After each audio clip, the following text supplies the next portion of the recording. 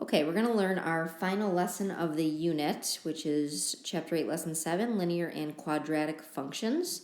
So you've already done linear functions for several days, graphing lines. And today, we're going to graph a quadratic. We've been discussing what those look like all along, which is your parabola types of graphs.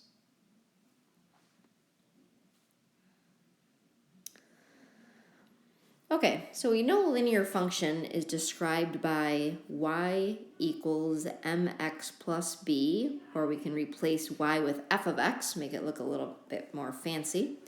The domain is the set of all real numbers, and the graph is always a straight line. So quick review here. We know that if this is my example, g of x equals 2x minus 3, or again, I can switch the g of x out and just put a y in there because we're used to y equals mx plus b form anyway, slope-intercept form.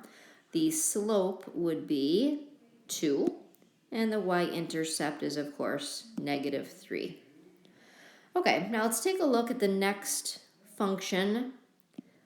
H of x equals x squared minus 2x minus 2. What's the difference between this type of function and the linear function? We've talked about this before. We notice that there is a degree of 2. So because I have an x squared, a degree of 2, that's how I know that it's a quadratic. That's your huge clue.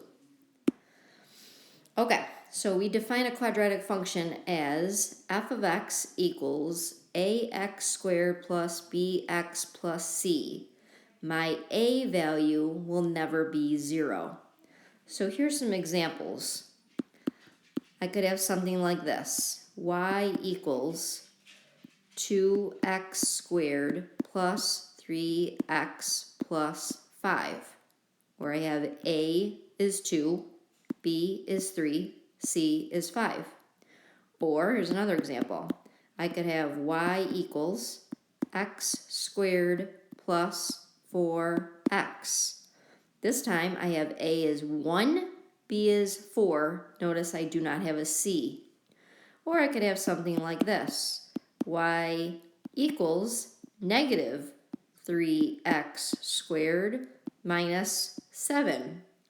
A is negative 3, C is negative 7. What don't I have this time? A B. But you'll notice that I always have an A value, A value, A value for a quadratic function. You may not have both B and C.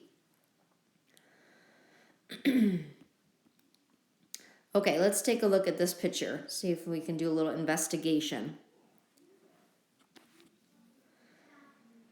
Let's look at the direction of the parabola.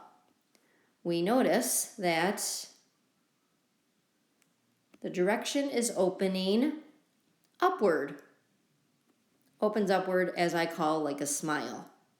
What is the minimum point? What is the lowest point on this curve? The lowest point is right here, and we'll call that point 1, negative 4.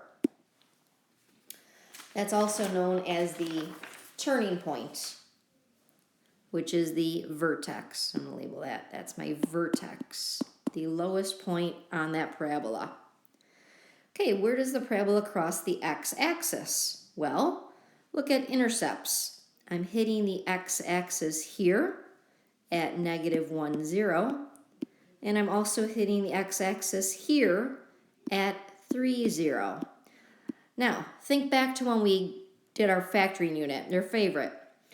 Were we able to factor our original function? Let's see, x squared minus 2x minus 3. Let's set it equal to 0 so you can remember. Oh, look, easy trinomial. So if I were to factor that, I would get x minus 3, x positive 1 equals 0. And then you would draw your line and set each one equal to 0, and you would get x is 3. And this one you would get x is negative 1. What a coincidence.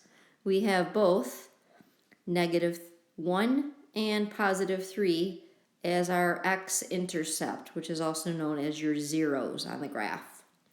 Okay, where does the parabola cross the y-axis? Where is the y-intercept? Let's see. Looks like I'm hitting the y-axis right there at 0, -3. Now, if you take a look at the equation, y equals x squared minus 2x minus 3, there's a little clue there. We know we hit the y-axis at -3 because guess what? That's our c value. So that's a nice little trick you can use. And the next thing is, if I were to fold the parabola in half, where would my line be? If I were to fold the parabola in half, I would fold it right along this line. Now I'm cutting through the vertex. What's the name of that line? That's called the x equals 1. There's my line, or called axis of symmetry. And one more little thing that I forgot to mention, as far as the direction up here, back up here, the direction of my parabola, how do I know whether it opens up or down? We'll talk about that in the next page, but there is a way you can look again at the equation. It has something to do with the a value. Take a guess. In this case, my a value is a +1. And looking back, notice I open as a smile. People that are positive, very happy, have a smile on their face. Okay, we'll talk about that more in a moment. All right, here we go. Some key things to remember when we're ready to graph a quadratic. We always start with finding our axis of symmetry, our AOS. Here is your formula for that. X equals -b/2a. Once we know that value, we're going to make a chart, and the chart is going to have 5 digits on it for my x. We're going to put that AOS smack dab in the middle, whatever that number may be. And then we'll count backwards and we'll count forwards. Okay, we'll fill this all in my next example. We're going to figure out what our vertex is. The vertex will be my turning point, which is in the middle of the graph. And then we'll go and plot the 5 points on our graph paper. Okay, let's give this a try. It'll be much easier when you actually see an example being done. Okay, here we go. First thing we're going to write down is our A, B, and C values.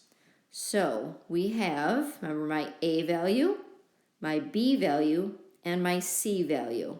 Okay, so A is -1, B is 2, C is also 2. Okay, we're going to plug that into my axis of symmetry equation. X equals -b is 2 over 2 times A, -1. So -2 over -2, which is 1. Okay, X equals 1. Okay, we're going to go to your chart. And we're going to plug in that number 1 right in the middle. Let me just highlight, make this a little bit, since it got a little bit off on the copier. 1, 2. Okay, so put that number 1, again, put a star here, smack dab in the middle, because that's your axis of symmetry, the middle of your parabola. And then we're going to fill in the other numbers. Just simply count backwards.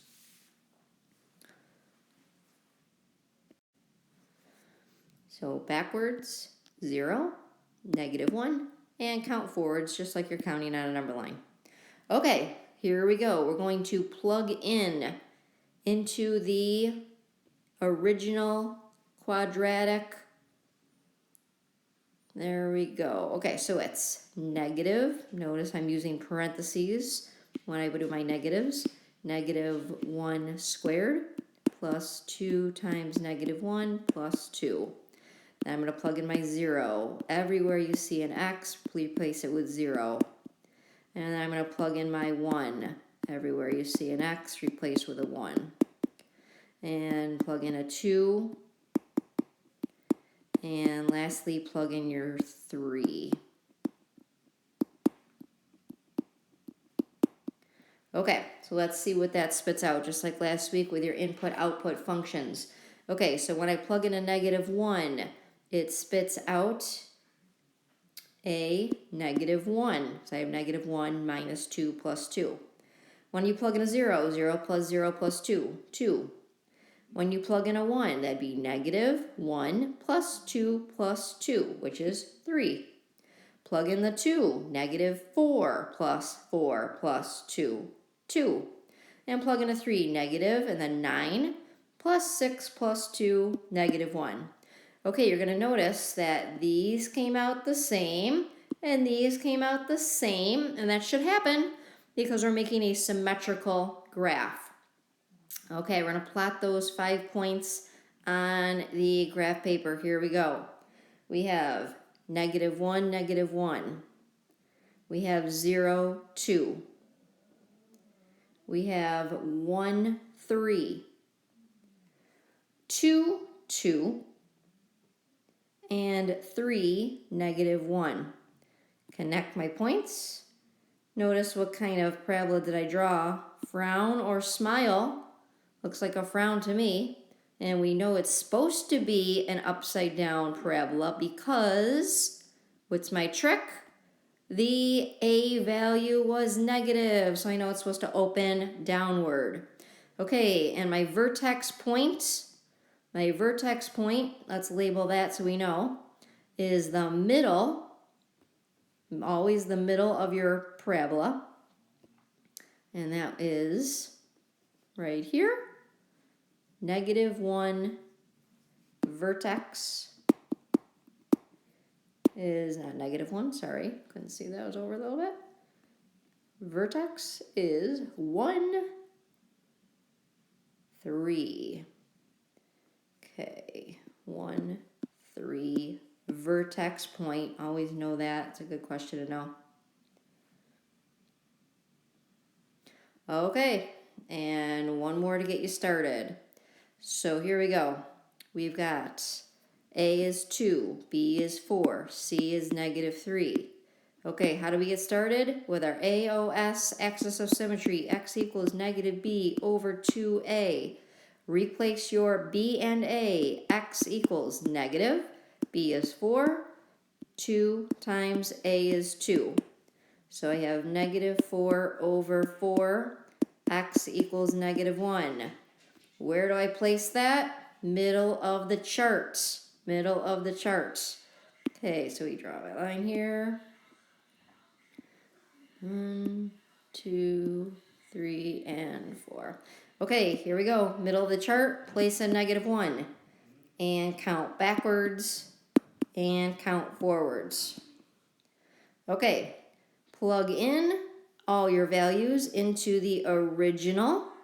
So we have 2 times negative 3 squared plus 4 times negative 3 minus 3, and so on.